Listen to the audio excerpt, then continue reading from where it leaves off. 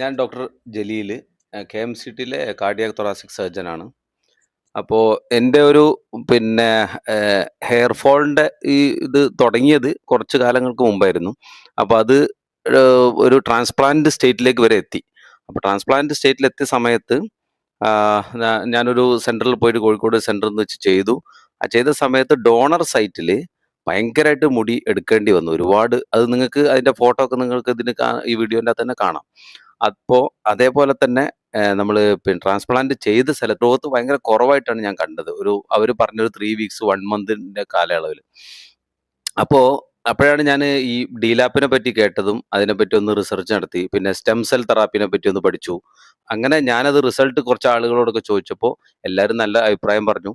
അപ്പോൾ ഞാനും വിചാരിച്ചു എൻ്റെത് ചെയ്യാമെന്ന് വിചാരിച്ചു. അങ്ങനെ ഞാൻ ആദ്യം ഡോണർ സൈറ്റിൽ ഡോക്ടർ നീരജിൻ്റെ പിന്നെ അഭിപ്രായ പ്രകാരം ആദ്യം ഡോണർ സൈറ്റിൽ ചെയ്തു.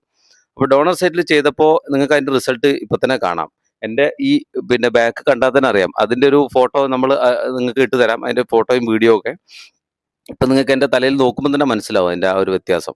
അപ്പോൾ അതാണ്. അപ്പോൾ അത് നല്ല ഗ്രോത്ത് കണ്ടപ്പോൾ ഞാനത് ചെയ്തു. ട്രാൻസ്പ്ലാന്റ് ചെയ്ത സ്ഥലത്തും ഒരു സ്റ്റെം സെൽ തെറാപ്പീനെ പറ്റി നീരജ് പറഞ്ഞതുകൊണ്ട് ഒന്നും കൂടെ ഒന്ന് ചെയ്യാമെന്ന് വിചാരിച്ചു. അങ്ങനെ അതിൻ്റെയൊക്കെ കൂടി ഒരു റിസൾട്ടാണ് ഇപ്പോൾ നിങ്ങൾ കാണുന്ന എൻ്റെ ഈ മുടിയുടെ ഒരു സ്റ്റാറ്റസ്. അപ്പോൾ അങ്ങനെയാണ്.